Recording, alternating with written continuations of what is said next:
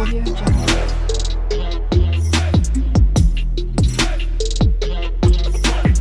Audio Jungle. Hello friend, welcome back to my channel. তোমরা সবাই কেমন আছো? আশা করি তোমরা সবাই ভালোই আছো। তো দেখো, আমি আবার একটা রুই মাছের নতুন রেসিপি নিয়ে আসছি। তো এই রুই মাছটা আমি প্রথমে ভাবিনি যে আমি কোনো একটা রেসিপি বানাবো, তাই নর্মালি রুই মাছ যেরকম রান্না হয় রান্নার জন্যই আমি নুন হলুদটা মাখিয়ে নিয়েছিলাম। কিন্তু এখন ভাবলাম রুই মাছগুলো যেহেতু বড় বড় দেখো পিস আছে, তো ভাবলাম এই রুই মাছের আমি পকোড়া বানাই। তো তাই আজকে আমি বানাবো এই বড় বড় রুই মাছের পকোড়া। তোমরা কিন্তু এতে নুন হলুদ মাখিয়ে রাখবে না, ডাইরেক্ট তোমরা দিয়ে দিবে। কিন্তু আমি অন্যর জন্য একটা বানাতে যে একটা অন্য রেসিপি তৈরি করছি, তো তাই মাখানো অলরেডি আগে থেকে হয়ে গিয়েছিল। তো চলো আমি কি করে বানাই তোমাদেরকে দেখাই রুই মাছের পকোড়া। এই যে দেখো, আমি এখানে একটা ছোট ভগোনা নিয়ে নিয়েছি, আর এতে আমি পরিমাণ মতন এই দেখো জল দিয়ে দিয়েছি। আর এই জলেই মাছগুলোকে একটা একটা করে সবগুলোই দিয়ে দেবো। 2, 3, 4, 5 পিস মাছ আছে এখানে। তো এতে আমি আর কিছু দেবো না, যেহেতু এটাতে নুন হলুদ দেওয়া আছে। আর এটা তোমরা এরকম সময় নুন হলুদ দিয়ে দিতে পারো, বা হলুদ না দিয়ে শুধু নুনও দিতে পারো। তো এটা আমি এবারে এটা সিদ্ধ হতে দেবো মাছটা।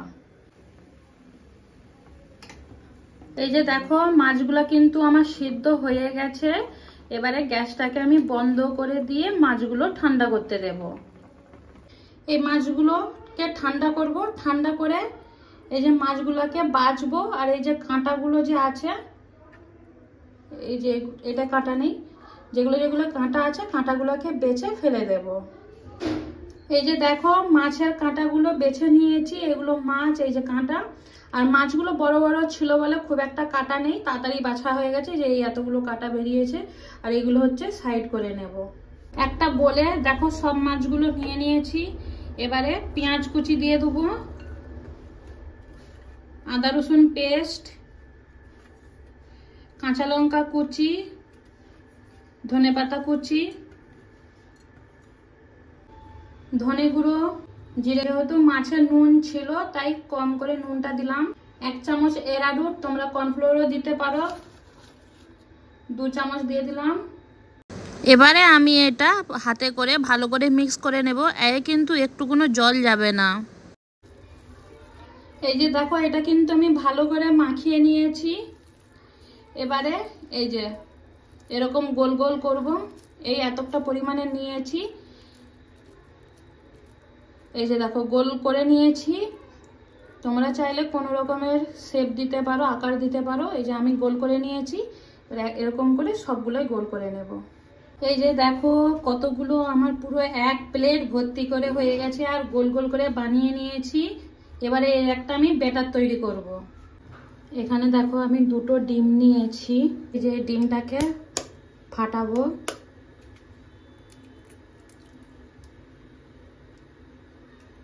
আর এই যে কুসুমটা দেবো না, কুসুমটা দিলে তো পুরো তেলে একবারে সাদা একবারে ফেনা ফেনা হয়ে যাবে, তাই শুধু এই ডিমটা দিলাম, এই কুসুমটা তুলে নিলাম। এখানে আমি 2টো ডিম ফাটিয়ে দিয়ে দিয়েছি। 1 চামচ এরারুট দেবো, 1 চামচ ময়দা, টোটাল 2 চামচ ময়দা দিলাম, সামান্য পরিমাণে নুন।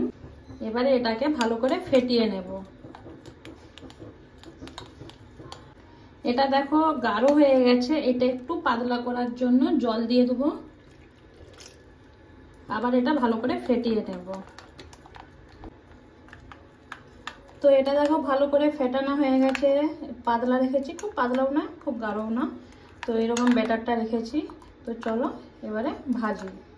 দেখো এখানে আমি তেল গরম বসিয়ে দিয়েছি। আর যেহেতু এটা আমি সাদা তেলে ভাজবো, তাই তেলটা গরম বসিয়ে দিয়েছিলাম।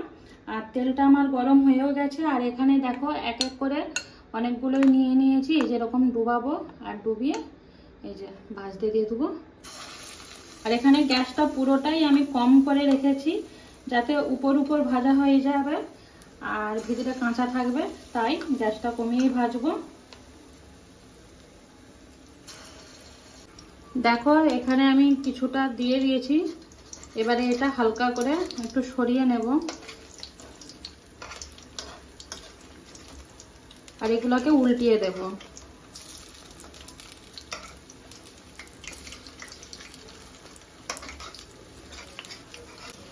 এই যে দেখো আমার কিন্তু মাছের এই পকোড়াগুলো লাল লাল করে ভাজা হয়ে গেছে। এবারে আমি তুলে নেব। আর এত সুন্দর মাছের গন্ধটা আসছে কি বলবো তোমাদেরকে। তো ভাজা আমার হয়ে গেছে, এবারে একটা প্লেটে তুলে সাজিয়ে নেব। তো দেখো, এই দেখো আমার কিন্তু গরম গরম মাছের পকোড়া রেডি। আর মাঝখানে টমেটো সসও রেখে দিয়েছি। আর হচ্ছে তোমরা কে কে মাছের পকোড়া খেতে ভালোবাসো জানিও। আর আমার মতন কে কে মাছের পকোড়া বানাও আমাকে কমেন্ট বক্সে জানিও। আর আমার রেসিপিটা কে কে বানাচ্ছ তোমরা কিন্তু কমেন্ট বক্সে জানিও। আমি হচ্ছে তোমাদের কমেন্টের আশায় থাকবো। যারা আমার নতুন বন্ধু আছো, চ্যানেলটা এখনো সাবস্ক্রাইব করোনি, চ্যানেলটা সাবস্ক্রাইব করে দিও। আর যারা আমার নতুন আর পুরানো বন্ধু, তোমাদের সবাইকে অনেক অনেক ভালোবাসা। আর এখন যেহেতু গরমকাল আর বর্ষাকাল, বৃষ্টিও হচ্ছে, এভাবে বাড়িতে মাছের পকোড়া বানিয়ে পুরো সন্ধ্যাবেলাটা তোমরা এনজয় করো। তো আমার রেসিপিটা যদি ভালো লেগে থাকে একটা লাইক কমেন্ট শেয়ার করে দিও। তোমাদের সাথে আবার দেখা হচ্ছে কোনো একটা রেসিপি বা ভিডিওর সাথে।